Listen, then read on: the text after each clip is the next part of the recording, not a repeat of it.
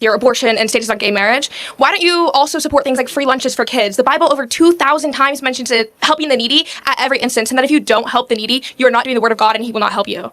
You love the Bible, correct? It's the word of God. Exactly. Okay, perfect. Perfect. Yes, exactly.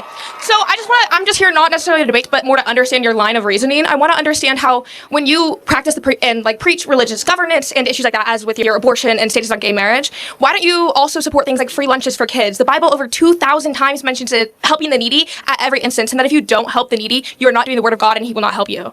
Yeah, great. Did I mention the Bible once in my abortion argument earlier? Okay, I don't know. I'm just No, thinking you didn't. I just want to be clear, though. I'm just thinking of what I've heard before. Sorry. No, but I do believe it's the word of God. Of course we should help the needy. Can you show me a specific verse where it says make sure you pay a bunch of money to the government in taxes to help the needy?